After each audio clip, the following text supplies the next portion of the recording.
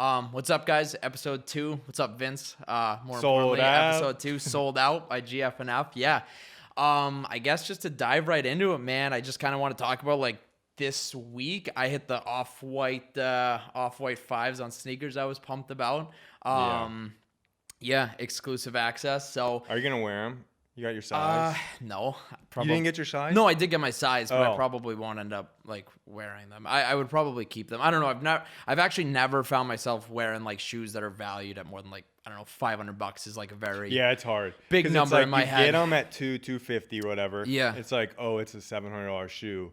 You put them on, but it's like Right. you literally just kind of lost. And I don't $500. like the argument of like, well, dude, I'm only invested $250. It's like, yeah, but you possess $750 or whatever in that's the value. Yeah, Yeah. exactly. But no, I guess agree. like it just makes me think like I every day it's like so online. Like my schedule, I'm up like mad early watching. It's all it's a game of like monitors online, like 100%, and it's so like those that know how I kind of like establish my presence in this like sneaker community was like really like in store action, in store like looping, Mall of America. Yeah, I was out at like Mall of America in Minneapolis a lot, so I got like a really good loop secured out there, and I was like pretty consistent with like Foot Locker and Foot Store and Champs, like brick flipping information and stuff like that. But especially obviously over the last 10-11 months, there was several months at the beginning of the year where in-store was like literally not an option at all, and that's kind of like what transitioned me like personally as a reseller to being like super online oriented, you know what I mean, compared to where I was at before. And I just feel that the industry as a whole, there's huge adaptations away from in-store, Yeah, how about did you ever do any in-store like flipping or No. looping? Really? No, Okay. so I haven't been affected at all. Okay, like I mean, ever? it's been good. Have you ever like No. hit it at a local Foot Locker? No, I've never done that because my focus was on what I was good at. Yeah. So it was doing online releases. Okay. So the time, there's guys that I see in our success channel, this guy, is it I Go Burr or something, or some guy, It's just constant. and it's constantly getting in-store stuff. Yeah. During this whole thing. Right. So there's definitely, I think, I can't, Well, right now, in-store's back alive a good amount. But hasn't he been getting that consistently for a while, other than when they were literally closed? Yeah, right? like like literally every foot site was Or Foot Store. online. Yeah, Foot Store was online. Yeah, there was a while when like all the Foot Lockers and whatnot were closed, and then even when they opened back up, I remember like it was kind of earlier in the summer they had opened, Yeah. and they weren't getting any like modern shipments, like current shipments Yeah. for like the current mids and Air Forces and stuff. So it just like drastically changed, and even I remember like you saw like some YouTubers and people that were like big with the in-store content. They were doing like live cop videos, like everything had changed. But like, Right. I guess right now I've found that myself and many others that I know used to be heavy into like looping stores, we're like very much content to be online only at this point. Like Okay. I'm happy. Yeah. Like everything's more scalable online. You know what I mean? Like it's, hitting 20, 30 pairs of a release like Jordan 1 in store is doable with like the work and, connections if you have like a really good malls around you and whatnot. But like you can do that way more with more frequency and regularity online a lot of the time, I guess just like as far as the industry goes, man, we've seen like even right now, as far as like the in-store conversation, a lot of the Walmarts and Targets with the card releases, they're not like infrastructurally prepared for limited product releases like that. You know what I mean? Yeah. So you have people like camping, getting in like physical altercations. There's no proper way to line up. Is it a Right. matter of like who was here first or how many people they brought with them? Like, I've heard that a lot of those the guys that know like the distribution schedule locally, they'll like show up and they know it's going to be like Thursday between 3 p.m. and between 3 p.m. Friday and Saturday at 7 or something, right? yeah. And they'll show up, they'll be there, and then like it's the same guys in the area, right? Yeah. Like I sold to a guy in Cleveland, and he was saying like they're mostly nice to each other, but it kind of sucks when it's like I've been there a few hours, Yeah. and then like 2 or 3 of the other guys show up, but I just split it all. Yep. But they do it for me too. So I wonder, yeah, you're probably going to have these scenarios where people are fighting. Yeah. But I also wonder, is the majority of this of people that, they know each other almost in the area? Well, I don't think that the big problem as far as like Walmart and Target go, like corporate heads, I don't think that they're like, I would imagine that they're not like discussing and thinking like, oh, these fights are the big issue. I think it's just like I think it's I think it's burdensome, as like they're getting fucking phone calls and like their employees are getting bothered every day. Oh yeah. Like even when it's not the day that the vendor comes and restocks, like it's just like like in Walmart and Target, they're like, we don't even, why do we need this? Like we're moving product volume regardless. Yeah. It's actually Panini and Topps are the ones that really have incentive to like keep these products on their shelves. As far as like these big box retailers, like when you look at like TCGs, like trading card games and whatnot, like Pokemon, like the goal is for these companies is always to get the product on Walmart's and Targets. Like that's where the money is. It's not Walgreens. It's not local card shops. It's it's really just the big box. So I think that there's a lot of rumors for like in-store release methods for cards changing next year. Do you know about like these rumors at all? Like, dude, I'm so out of the in-store stuff. Yeah. Like I'm saying, like my thing is like online. It always has been. Yeah. I haven't put the time to, these guys know these distribution people. Yeah. They know all this stuff. And it's the same for Foot Lockers and stuff. You need to know the managers and all that. For sure. And so I never put time into that because I was just doing it online. Definitely. And I like running around and like meeting people and like hustling in person. Like I do still. Yeah, you talk nonstop, so you can just talk about anything. And they'll be like, till I just oh man, do you need to know when the cards are coming to Target? If it was that easy, man. Sometimes it can be though. Like if you're like I do feel that like there's so few like resellers that actually like treat these like vendors and managers and people like just like normal humans, that maybe like from my experience, if you are sincere and kind and normal to these people, they will actually be a lot more prone to. Let me ask you this, someone who's never done in-store. Yeah. I kind of heard like the way to go is kind of just be completely honest and just be like, look, even if I can only get one or two of these boxes of like, let's just take the Charizard Champion Path box, right? It's like talking to the manager, look, man, I just really want, even if it's just one box, like I don't care if whatever, but I just really would want one. I've heard that's like a pretty good approach. Like, I think that there's a lot of approaches, like case by case, it depends on the manager. I mean, there might be a manager that is just like, dude, I don't care about your sob story. Like, cut me in to X percent. You know what I mean? But like for, my experience, it just, really comes from like getting to know the people at your local stores. And like if I hit like, okay, my store that's now local to me, closest to my house, I've hit football once, like Mosaic football once, and Illusions basketball when it first dropped in stores. So I've got lucky twice and was able to clear them out twice, and both times like it wasn't to do with like me like greasing the vendor or the manager or anything, but I did make a point to like talk to the vendor and express a lot of gratitude, and same with the manager, just like tell, and I mean, I kind of like fucking played the role of like excited, card collector a little bit, like, oh, I'm so, thank you guys, I never get lucky. Like, obviously I'm not going to express that, we get a bunch online and everything else like that. But I find that, I think that just like actually expressing gratitude, if it's your normal store, and then you'll see that manager again one day. And so how did you like? How did I get the stuff? No. How did you like meet the manager during that transaction? Oh, I bought the stuff from the manager. So the first one, I with the Illusions basketball, like if you remember, the picture was all wrapped up. I actually, like, it wasn't on the shelf. I went and found the manager. Oh, so you talked to him directly. Okay. Yeah. So like, Got it. Yeah. And I think it's kind of the same, man. It's a lot of case by case. Like I honestly, I think it's a little bit cringy and disingenuous when there's like, how to get backdoor guides from like a group or an in-store plugin. Like, come on, everyone's different. There's a human element. How to get backdoors, it's like you get to know the person and you find out what they want. What does your manager want? Do they want a friend?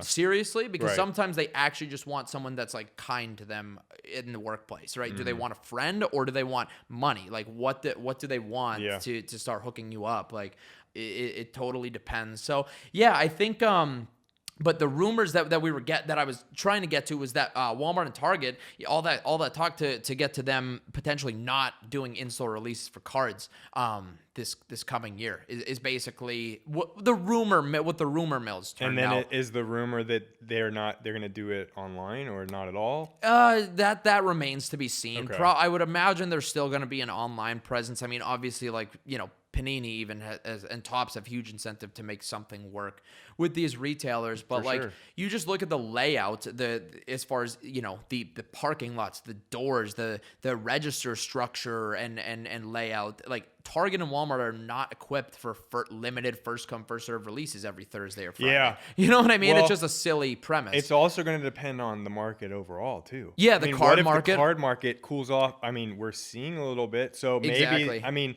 I think maybe that's all kind of up in the air still because they're not sure how it's going to look. Exactly. And I think football, I don't know. I think we'll take it like sport by sport and release by release. They might do that. I know that, like, right now it's super competitive in store, Right. and it's crazy, man. People, like, you see it. Some of the biggest tweets every Friday or Thursday have to do with, like, whatever's going on at the Targets and Walmarts and whoever like hit a clip or all the above. But, like, future of limited releases, I don't know. Like, a year ago, if you asked me, or 2 years ago, you asked me, Garrett, what's the future of limited releases, like, directionally? I think we all would have said raffle. Right? But now, I'm not saying raffle. Would you still say that that's the future of limited releases? I don't think it is. And For what product?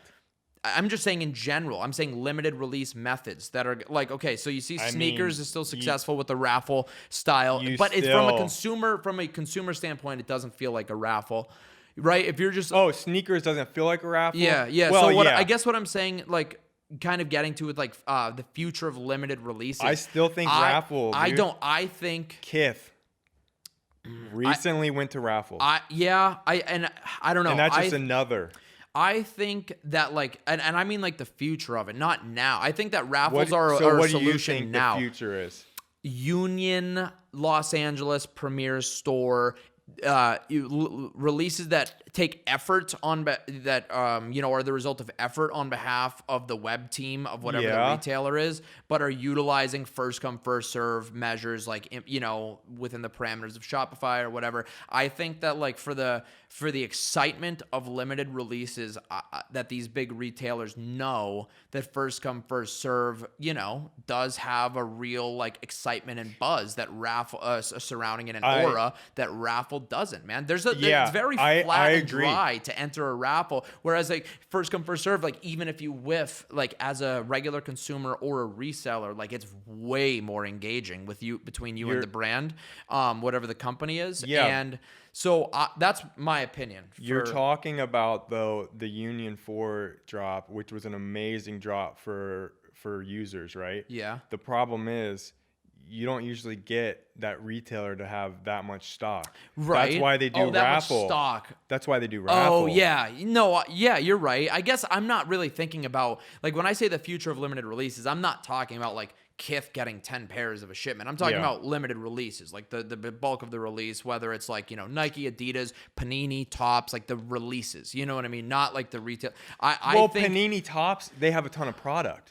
Right, but so does Nike, Adidas. So I guess Union in when that you example, have that much product, I do think that. But what's it gonna look like? That's my question that I'm posing. Like, because we've I don't know, bro. We've seen huge transitions even in the last couple of years. In store used to be huge as far as, like, the stock allocation. Just hear me out. Transition away from that. Then we saw, like, a window where there was, like, a lot more stock going to, like, some of these, like, tier 0 boutiques, and we saw, like, heavier stock being dropped there. And then in the past, even, like, Adidas Yeezy supply, we used to see them get 80,000 pairs. Now it's being allocated more so to foot sites and more so to, you know what I mean, in other ways. So I guess just directionally speaking, Nordstrom and Dick's. Yeah. Yep. They got Yeezys. Yes, exactly. So I think that, like, the retailers and Nordstrom and Dick's are retailers that do a pretty good job with first come first serve releases at the same time. You know what I mean? Nordstrom. Like, I mean, for us, it's good. I mean, I don't know. I can't say we have a Nordstrom bot. I'm biased. But the thing about all the people that get the immediate cancels because they can't. They oversell. You can't. I mean, that Yeah. first come first serve model is awful. Right. Not just for botters, but for manual users that literally are checking out and getting Yeah. a cancel email because they weren't fast enough. It's tough. It's like so part of That's the name of the not- game, though, dude. Like limited, you know, when these retailers do like this limited product marketing, like when that's how they market is to make a limited run of something. Like these are, I don't know. It's like part of the associated cost. I'll say this: if I were them, the future of these limited releases is exactly. But I think it's a ton of work. Remember the Kith Looney Tunes drop? Yeah. They did a great job of stopping bots. Didn't they do that on the Coca-Cola too? Like Kith. I don't know. They I don't did a know really about good that. job with But the they did a Looney great Tunes. job on Looney Tunes. Yeah. Union did a great job on their release. Yeah. But I think it's a lot of work. But if that becomes something where they become really efficient at doing Shopify, Yeah, agreed. You know, if they can do that, Right. then I think they go that path. But obviously, it's always a cat and mouse game with the botters. Okay, ready? Here's a prediction, totally left field. Just thought of it. Okay, Just thought of it. I'm Let's serious. see. I'm serious. Okay.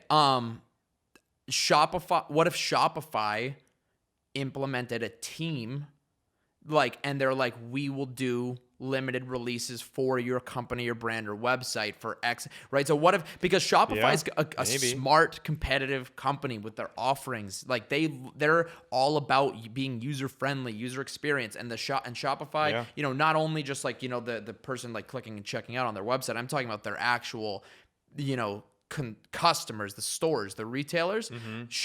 That would be a highly efficient. I mean, if Shopify had a way to, you know, because if anyone's going to have it really figured out, who do you think's teaching Kith and Premier Store how to and the union? I know that managers? Shopify's behind it. Exactly. So Yeah, like, what if what if that's where this is going? And I think it's a real possibility. Maybe the JM wins that trees. You know, he drops those shoes on his website. Yeah. I mean, could just be them testing this stuff and then saying, hey, we're offering this. Maybe that's all what I know use. is that they're moving forward. Shopify knows. Well, Shopify's. Well, Shopify knows that there's a problem for their customers that they want to solve. And the problem isn't necessarily, maybe it is bots getting the stock. The problem is definitely these releases being shitty for their normal customers. You know what I mean? Right. The normal customers not even having a chance to check out, not being able to touch anything, and ultimately will create like some bitterness and resentment between consumer A, you know, like for brand. example, so like if I'm just like a regular guy and, you know, like the point when Kith gets like a Travis Scott Jordan 1, right? And they release first come first serve on their website,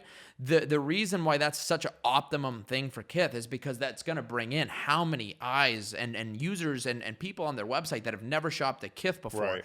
So if that experience is dog shit, you know what I mean? Like, you think they're just going to be like going back shopping around for $400 Kith hoodies? Like, I don't think so, man. Like, so they've got, these retailers have real incentive for the user, and maybe that is why it's very raffle oriented right now, is just, but I think that directionally there's going to be some solution. I don't know. That's like maybe a bold prediction, but I could see Shopify like offering some package solution with their plus offering, or maybe far more expensive. For exclusive releases. Yeah. Who knows? I don't doubt that. I think they've been working. It would make sense, but because obviously like the limited release model's not going anywhere. These companies use it to market, like like we were, you know, Nike, Adidas, like they know, you know, limited the more scarce and limited products, like it genuinely does create buzz and hype, and it's self-promoting, self-marketing just by, you know, making an item limited. It's so this is a relevant topic about like, you know, limited items in general right now, that just like Dunks and Warren Lotas lawsuit. So I want to say on our first episode of Sold Out, we had referenced Warren Lotas because he just released a dunk, but within the last week or two, news has broke that Nike's formally filing suit against Warren Lotas. So that was big news and hilarious. What are your thoughts? My first thing was like, everyone had been calling it, right? I mean, because it looks so much like a Nike shoe and a dunk. It's literally a dunk. Yeah. Which we've seen, obviously, Nike trademark the dunk model. That being said, did you see the pictures? I saw the pictures of the lawsuit and Nike's trademark. That Yep. So obvious. I mean, who wouldn't know that? Right. But I hate it because I really wanted them, to be honest. I checked out those pigeon dunks, and I checked out the paint, the I know you did. the Stussies, whatever. Yeah, but dude, you love them. obviously, like, yeah, get them out of here, right?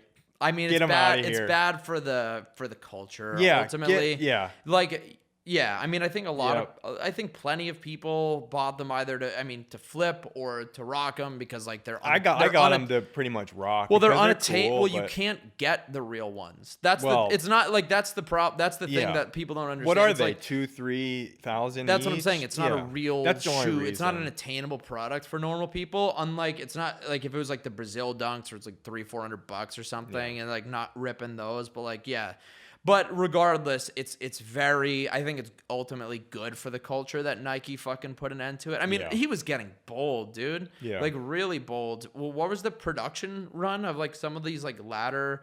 A lot, Dude, like, in the was 10s, all- 20s, Yeah, and it thousands? was obviously, yeah, he was gonna make He was a cashing in. considerable amount of money. Yeah, Yeah, off of And Nike's The dunk. crazy thing to me from the whole thing was that Staple Pigeon had like backed that. Oh my God, Jeff Right? Staple? Yeah. Yeah, bro. Crazy.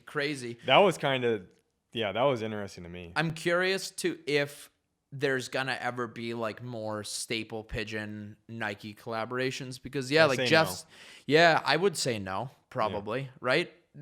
Yeah, I don't know. That's my How do you initial sign thought. off and partake in something? Yeah, that was my so- initial thought. Yeah, like so disrespectful and basically like betraying Nike that brought your brand so Yeah. much from Jeff Staples' perspective. So yeah, dude, I mean, he's super fucked. Super fucked. I made a fucking, what was it? That Twitter account, that fake Warren Lotas Twitter account that said like, that tweeted at Nike and said, "I'm sorry." Got like, I got like a couple thousand likes. That was me. But Wow, I dude. spun that up. Yeah. Dang, That was you're my, you're gonna get shut down by Nike, huh? yeah. Dude, yeah. that's so sick. Warren Lotas fake account. Yeah. Oh yeah. Fucking. Did actually people like that account? I don't know. I just like randomly. I don't know. It was just like a joke I made in the moment because I looked for his Twitter. What ended up happening was like I looked when I heard the news of the lawsuit and stuff. I looked to see if he had a Twitter to see if I could find him. Does he? I don't think so. No, he didn't. He's Instagram. Yeah. So that's why I it. made Warren Lotas Twitter, and then I just tweeted, "I'm sorry," at Nike, and it literally got like 1,000 likes and stuff, and it kind of blew up a little bit. It was just funny memeing around. Yeah, But he's, I in think, in done. seriousness, like he's super fucked. I You think know what I he's- mean? I think he's done. Yeah, for sure. How like his brand was essentially built on Nike's back, and now they're gonna take him because the lawsuit goes back. It's every dunk that he's ripped from them and sold, so he's fucked. And Yeah. the likelihood of him even having all that money to recompense to them. Oh, I think he'll gonna go claim. under, Yeah, for sure. he'll claim bankruptcy or whatever. Yep, Because definitely. I don't see how he could pay back all that. Yeah, no, I agree. And obviously, I canceled all those orders to get okay. refunds. Did you have I- to? Did he do it automatically? Or did No, you have to? I think if you haven't, I would advise you to cancel because Okay. I if he didn't does buy any. claim bankruptcy, then I don't think you're getting any of your money. So, Don't say you. I didn't buy any. I mean, The average. I know. I'm I know. saying I know what you're saying. because I think if you do it now, like the money that he'll refund it. So Yeah. I would do that. But anyways, I think he's done. Yeah, for sure. The only place you could sell, I know you could sell those on Goat.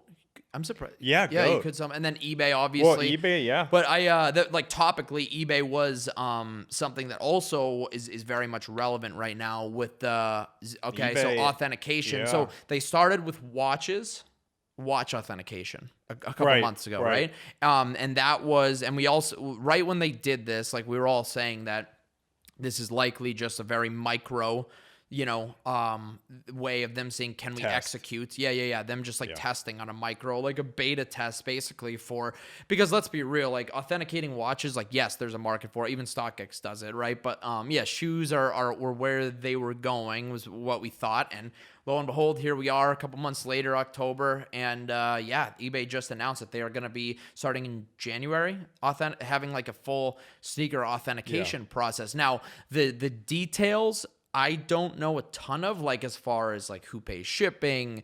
Are these listings going to be configured or listed in a different parameters or different way than So regular over eBay 100, listings? right? What's that? Oh yeah, if there's like a completely different. Yeah, that's what I'm saying. Yeah. Is it going to be a different like interface for this type, because it's all like Probably, middleman transactions. yeah, Who probably, knows? yeah. I think eBay's a big company with a lot of capital and a lot of resources, and they're probably going to execute really well. I think. Did you read it? Did you read it enough to see, was it like the same concept of new shoes with boxes? I don't know. Or yeah, I think that's going to be I interesting. I would think so for the purpose of authentication, because like there can't be like opinion based. It can't be like opinion based. Like, you know what I mean? That's why. I mean, you have used. I'm saying, Yeah. are they going to allow you? Like, Maybe. can I list the shoes I have on eBay like you would pictures, right? Like similar to how you would on Goat, basically. I don't know.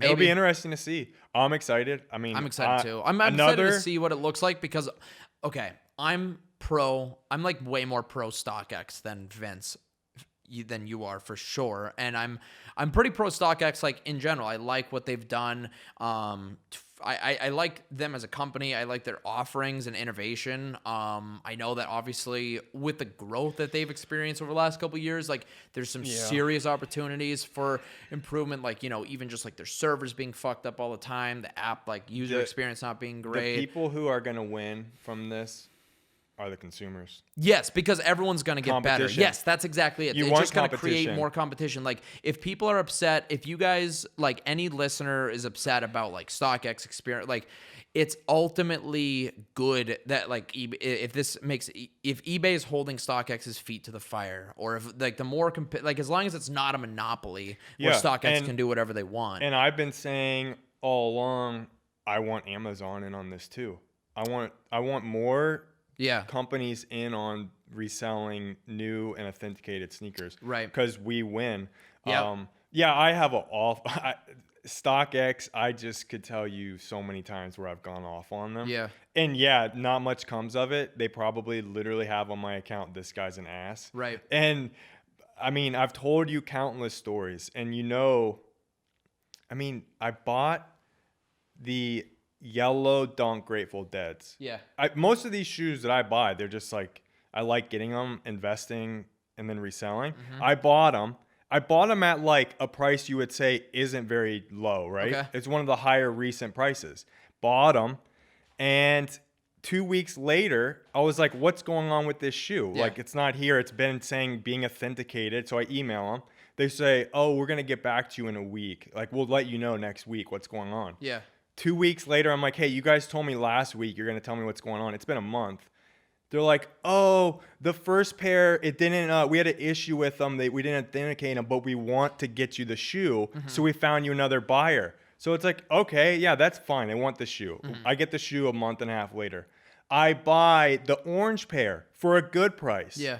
The orange Grateful Deads. 2 weeks later, oh, we canceled your order. They didn't pass authentication. So I was like, oh, really? They didn't pass authentication. So why don't you do the same thing on those shoes? You know why? Because now they're $400 more. Right. It's going to cost me more money. So I just said, like, you guys will do it on one hand, but not the other. Yeah. For somebody who's probably bought a considerable amount. Right. So, it's their bottom line. It's their bottom line. It can't, like, all they did on the yellow one was say, oh, look, he paid $1,250, $1,300. We just bought them from this guy for $11. I'm sure it's very much automated. Like, someone can see, like, red or yellow, red or green, like, fucking whether or not it gets. It's like, oh, look, this guy bought this shoe for $1,300. There's some guy now asking $11. Let's just buy the $11 and give it to him. We just literally took that $200 difference right there. Right. I mean, that's just shady. Yeah. And if you're going to do it on all my purchases. I've heard a lot of people say, like, you hear stuff like that about StockX, even coming back to that Brian dude that manages the he had actually the managers the releases for Union. He had referenced some stuff like this because he's like actually like a sneakerhead and very much active on sneaker Twitter. Seems like a pretty cool guy.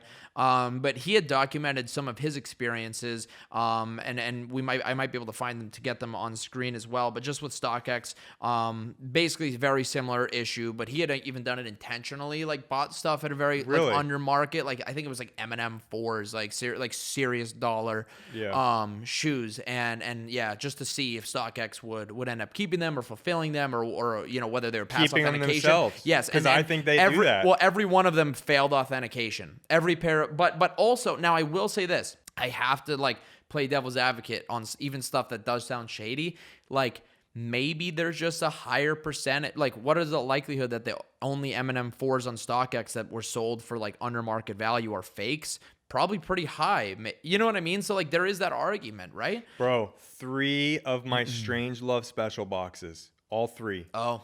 All 3 did not pass authentication. Okay. That's all shady. Right? And that was it's right after because they went up. dropped, too. I bought them at 700 or 800, Yep. and they were over $1,000 by the time they got there. But let me ask you this. This was like immediately after they dropped too, right? Like right after. Yeah, so you think guys are sending fake that's special my boxes? point. I agree with you on like that. They're not sending in worn not that quickly it's either. ridiculous. Yeah, how quickly could we get fake Strange Love dunks with special boxes in the United States?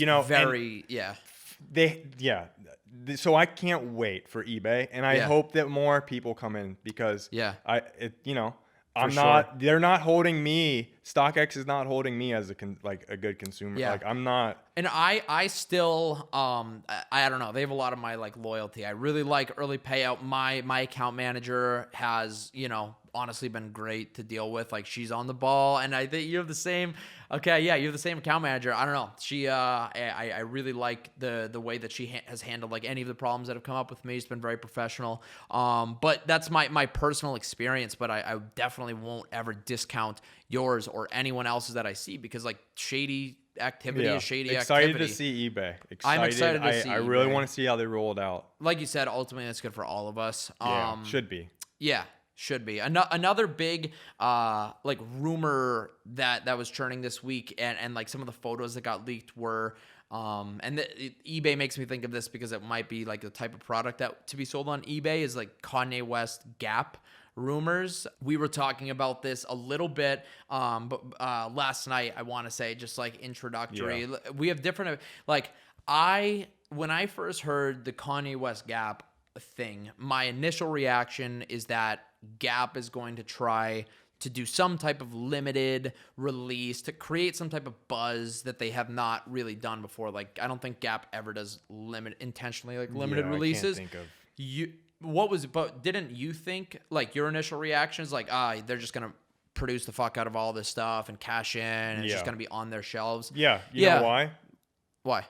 Because the price is $50. True. Oh, yeah. No, it's true. Where are they going to make their money if they literally make 5,000 pairs? Yeah. Well, my thought is this because like there's a bunch of clothing articles, right? Like a bunch of clothing articles. Yeah, there's enough. And then there's like the phone. Not a bunch, right? I mean, I saw 2.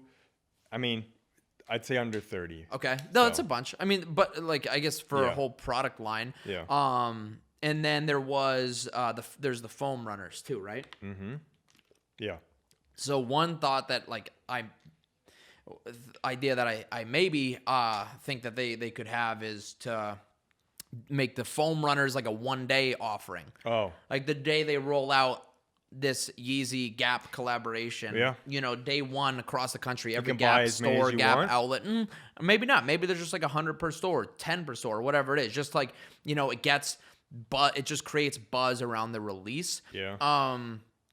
I would be surprised, honestly, if there's corporate heads and marketing geniuses. I know, but how could they not take advantage of something limited? Like a Kanye collaboration, dude. So I could see that. Maybe it's like you're saying the foam runners like a day thing. Yeah. And somehow that boosts the merch. Well, like just the hoodies. boost the exposure for the release. Boost that. That could be something I could see that. Yeah. Where they use that foam runner. Because the foam runners...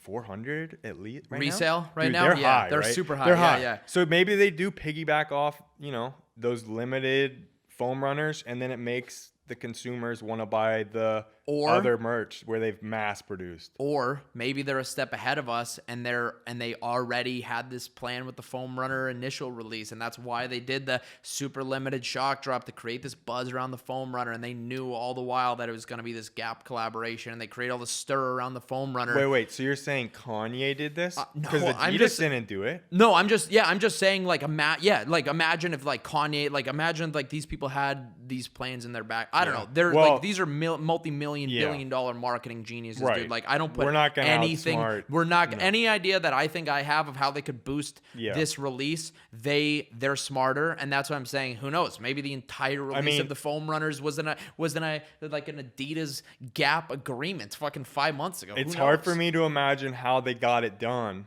without some sort of because wouldn't you think Adidas has like the rights to the foam runner? Yeah, Yeah, exactly. So yeah. it's interesting. I'm curious. I'm curious to see what it looks like. Yeah. Not a bad thing. I think it's honestly just more relevance of resale in the culture. Modern culture, dude. I like it. Wait, I what would be so funny? What's that? You know how Kanye was saying stuff about how he's not on the board of Adidas? Yeah, I think yeah. He was saying he is at Gap.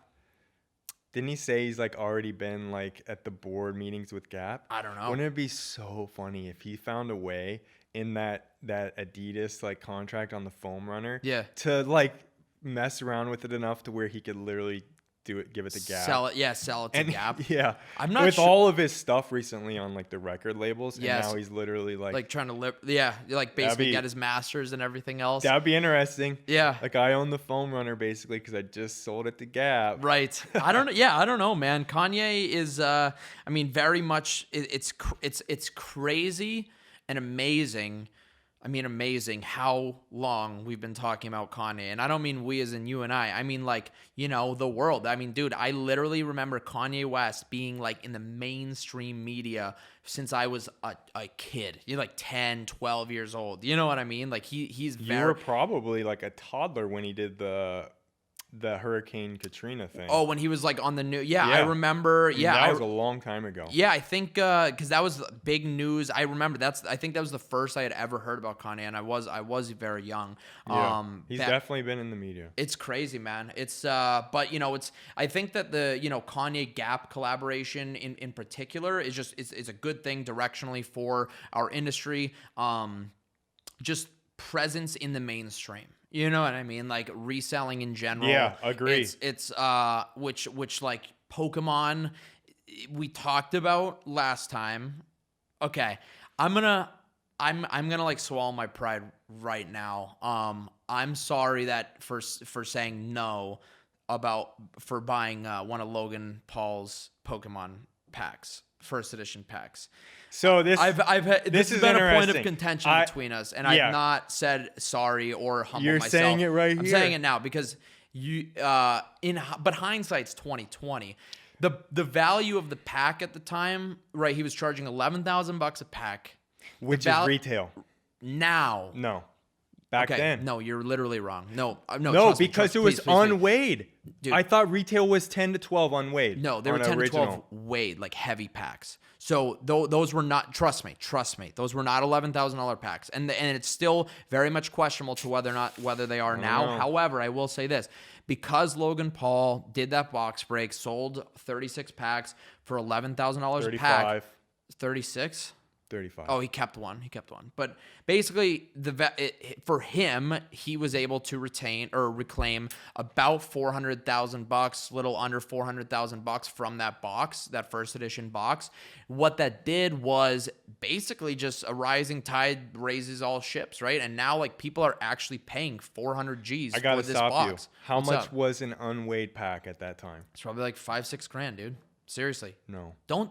Vince, dude, you're like, don't. All right, please. well, I wish we had a producer. We're gonna Dude, check you can't it. say- We're gonna check it. I asked people. I'm trying to I tell- asked Pokemon you asked guys. No, you didn't. You asked Okay, the wrong here's people. what they said. Bro, they were like 2,000-3,000 light, 10,000-11,000 heavy, 5-6. But you couldn't find them. Bro, you still can't. They're still not a thing. Like that's they've always been Well, like even before Logan Paul's thing, you couldn't find them. Let's go back. But here, I thought it was a buy, even if the pack is $4 or $5 grand. Mm-hmm. I thought it was a buy because The exposure. Yes, I thought the exposure was great. and it ended up being a lot of YouTube channels got really cool content from it. It was great content. And he pulled the Charizard, and he pulled like some cool stuff too. It was a fun. I don't know if you watched the whole thing. Yeah, Yeah, it watched was it. dope. So yeah, got like a couple Blastoise, the Charizard, stuff like that. So ended up What being, else did he get? dude. I don't. Do you want me to embarrass you? I can't. Yeah, what else did he get? This is literally so this whole Pokemon Logan Paul has been a real point of contention between Vince and I. Wait. No. Before you say anything. Okay. right now, I still don't know if it's the guy's name is Okay. Chancey or Clancy. Dude, this guy's been calling Chancey Clancy. Dude, last night we go out to eat and Vince is like, yeah, I knew we should have bought one of those Logan Paul packs, because good luck finding one for 11,000 now, bro. Imagine if we got a Clancy, bro. Just imagine if we got a Clancy. I said, well, wait a second. Actually, maybe it's good we didn't buy it, because if we got a Chancey and then you fucking called it a Clancy, we maybe would have lost every bit of positive exposure that we got. And I said, no, that just means I'm that much smarter, because I don't even know what's in these packs, and I knew it was a buy. Yeah, I knew it was a buy. But I'll tell you, it's for not really from like an just only from a marketing standpoint, truly, because like I want to talk about I have some like strong opinion. Man, Pokemon's been crazy. Like I guess this is like a topic to bite off, that to hit in its entirety. Logan Paul started. Okay, Logan Paul did not start the Pokemon surge, of course. I should step back a little bit. So sports cards got crazy, right? And then other collectible markets started to get crazy, including like Magic the Gathering, Pokemon, Yu-Gi-Oh! I made some really good money on some Yu-Gi-Oh! Cards. What's that? Counter-Strike virtual skins. Yeah. Through the roof. They went up, okay? Through the roof. And I think it's a lot of collectible markets like that. Have gone. Really niche markets. Oh, yeah, even just comics, like Pokemon. Yep. I bet comics. I bet. Oh, I know. No, comics have appreciated. It's like very crazy. interesting time. But I want to say this: a lot of the markets have like started to like correct themselves and check themselves in this like entering this fourth quarter and like August, September. Pokemon market, right when Magic the Gathering, sports cards, other markets started to taper off as far as growth goes. Other markets started to like have like a little bit of healthy retrace and drawback in their margins and prices.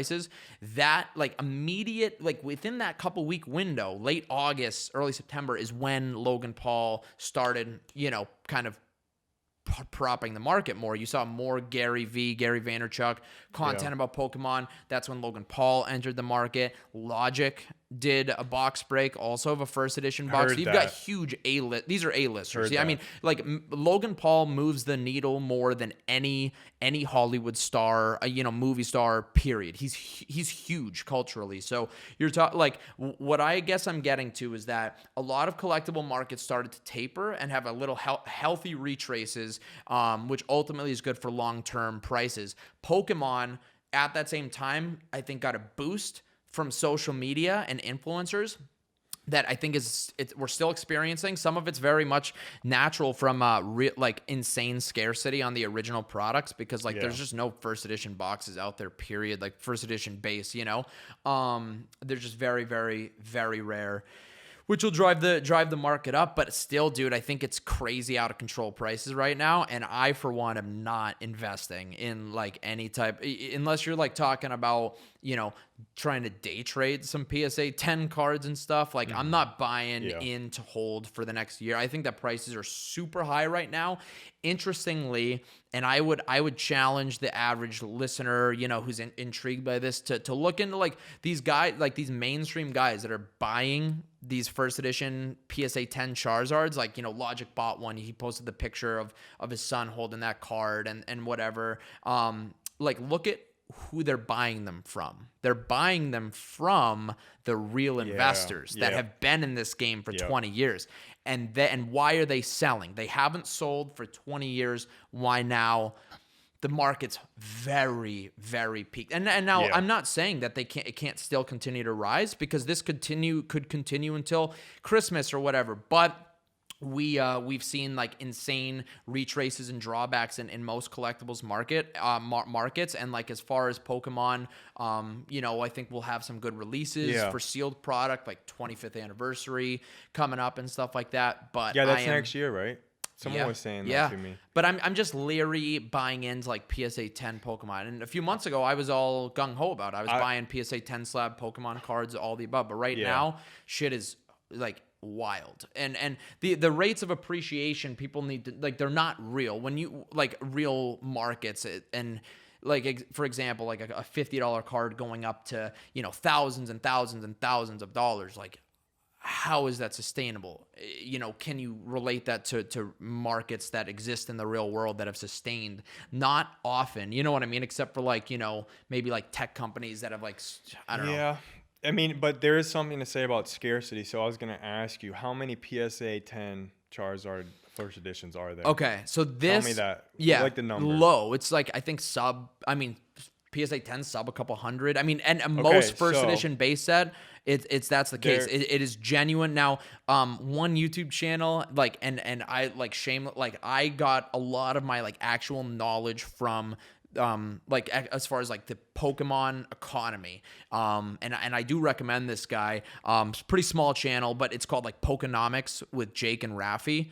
He's one of the biggest PSA 10 collectors in the world for Pokemon, has been for a long time. Very well respected and known in the community. This guy, what Jake. did you get? $12 for this? No, I'm kidding. No, I mean, dude, I'm telling you, kidding. I've learned like that's where I started to really get a grasp on this vintage market. You know what I mean? So early in the summer. From someone, an outsider, you have to understand, if you're talking under 300 Charizard PSA 10s, first edition game, whatever, that's a very small number. You're talking, that means you would need, I mean, 300 people to want to spend, are they like 250 grand right now or something? Yeah, they're like So 225. there could be something to be said. I'm not saying, I'm playing devil's advocate. Yeah. The market could have just been extremely undervalued. Yeah. There's That's all something to there be is said to it. about, you've heard the term like optimization in a market, like when a market is optimized. Sure. So like the Pokemon market, I believe was like highly under optimized, meaning like there was just like deals and steals out there. Like whether it was eBay, a local garage sale, yard sale, you could find a really good deal on a card. And then also like, you know, find someone willing to pay higher if you had patience and you know, you could be the one optimizing that market. Now with the current state of Pokemon, everyone and their mother's trying to get in, right? It's like fear of missing out at this point. Pokemon keyword search on eBay, Facebook Marketplace, blah, blah, blah. I mean, you're talking probably thousands and thousands of searches a second. It's a highly optimized market. You're not getting...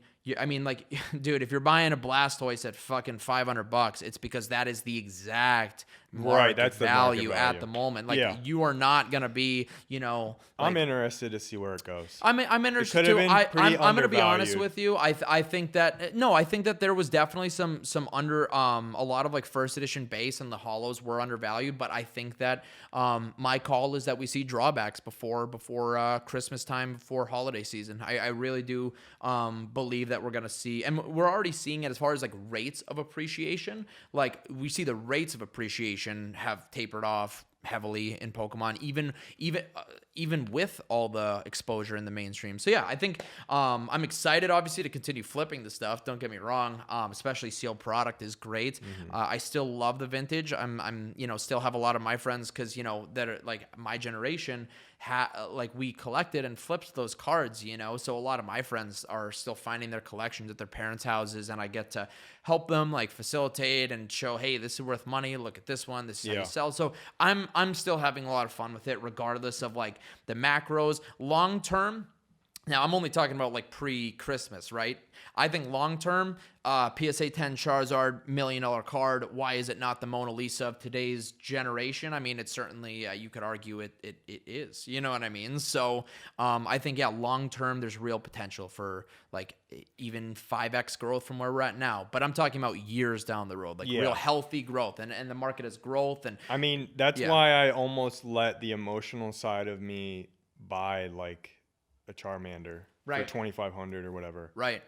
So that's the card, right? I don't even... Is that Charmander? Yeah. Or Charizard? Wait, what? No, isn't the Charmander card like 2,500? Charmander, it's gone up a lot. I bought in the base starters, like Bulbasaur, so Charmander. I'm just saying, you know... Oh, you did almost buy one. That's what you're saying. Yes, the fear of missing out, dude. Well, yeah, but also because I think that it was undervalued, not to the tune maybe of 2,500, but, you know, maybe it retraces to 1,000 or something. But I think long term, it's not gonna if hit it's zero. a long term investment, Right. 5 to 10 years, I could see the card being $4 to $5 grand in 10 years. Yeah. But again, maybe I'm wrong. Maybe it was valued where it should have been a year ago. So again, a lot of the old product has the real value, but a lot of this like modern product, not not a lot. I mean, a lot sports cards in particular, I'm thinking, but even modern Pokemon, like these are things from an investment standpoint that can end up at zero.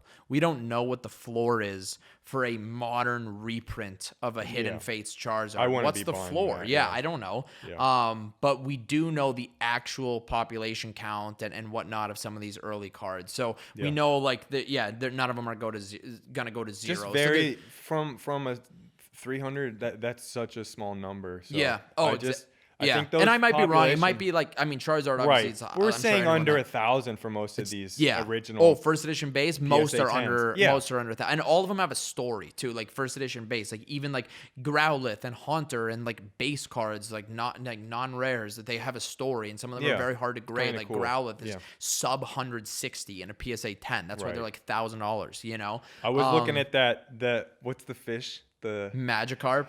I wanted to buy that just because it's kind of cool, like the first ever Magikarp. Right. I mean, yeah, total and it evolves to Gyarados dump of a and card. whatnot. But Yeah, just to have one and just say, well, I've got it. You know? Right.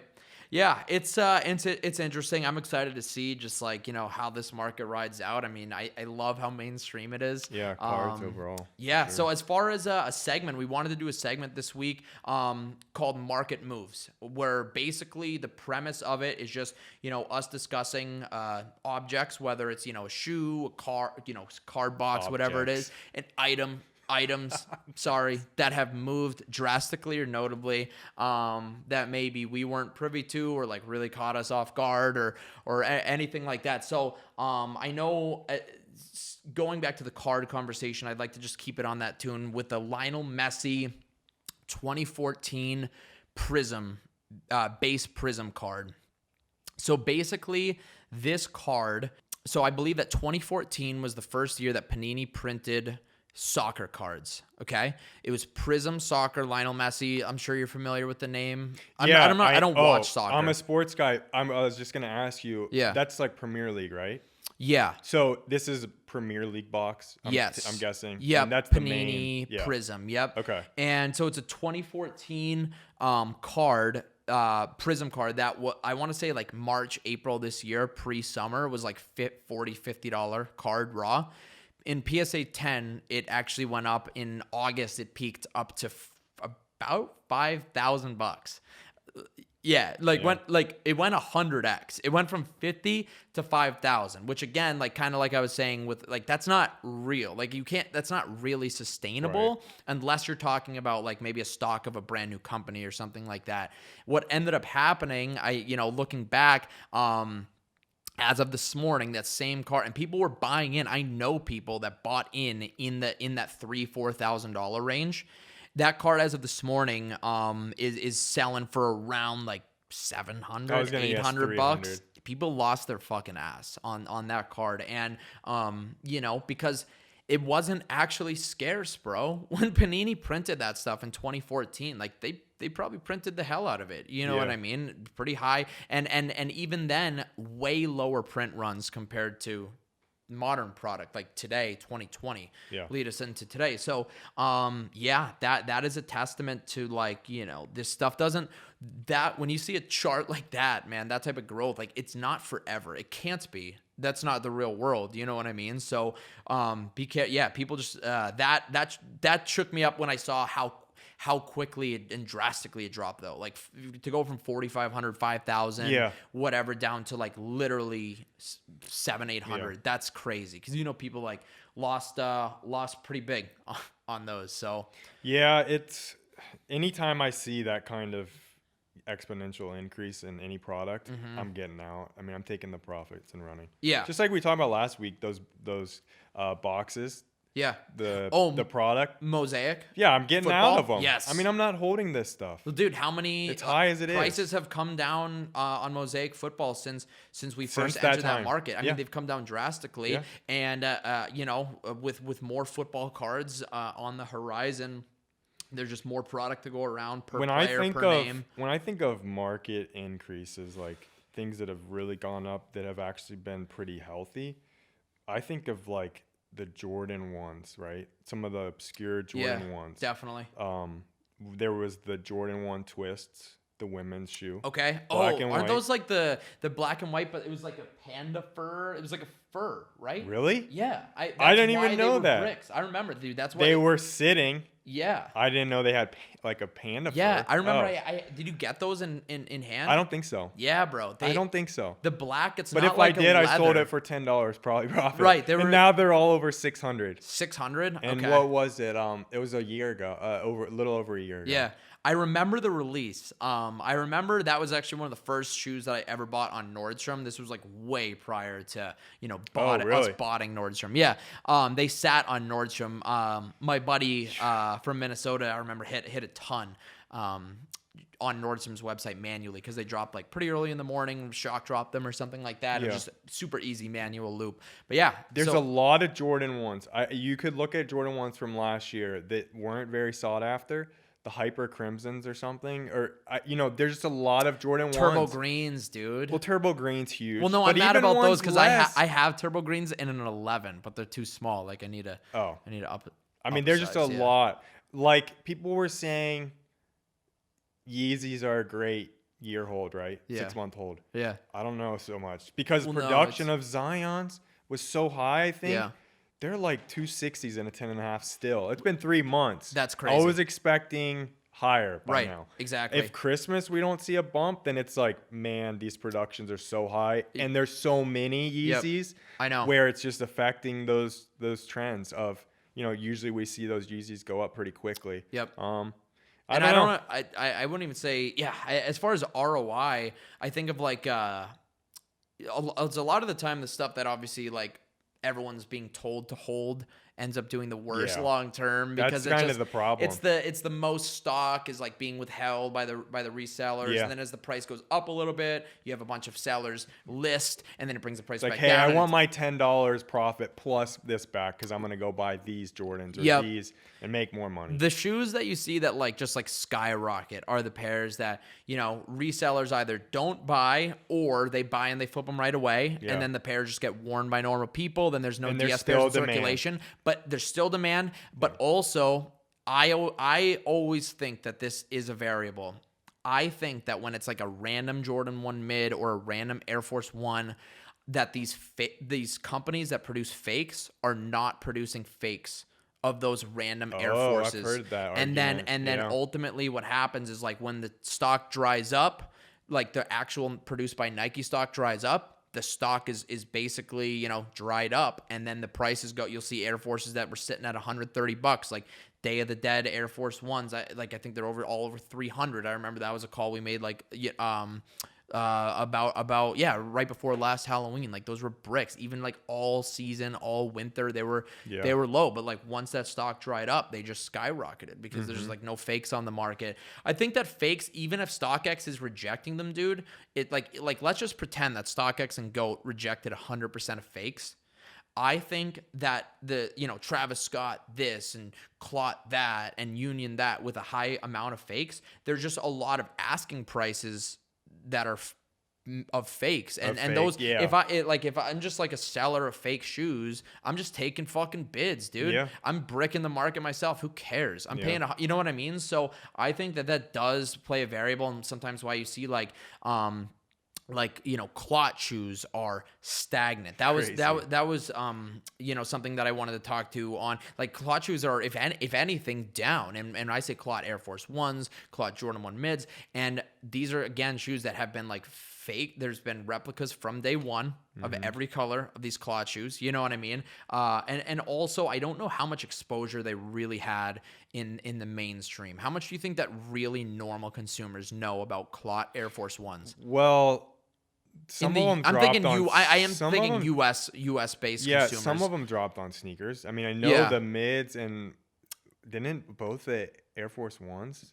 Yeah, I guess I'm just thinking like as far as the like pink and actual the- promotion. I mean, the pink and the blue. I did. just don't think that like clot Nike collabs are pushed or marketed that like I just don't feel that they're marketed It's that no heavy Sakai. on US consumers. I mean, it's no Sakai. Yeah, yep. So I think, and what you end up seeing is a lot of those prices, like the Forces, the mids. Yeah. Like, do you still have clot mid? I know you had Sold bought them all. some. Yeah, you had bought some in hopes of them appreciating, and they just were flat, Nothing, right? yep. Yeah, crazy. And that's at a time when mids had been doing very well.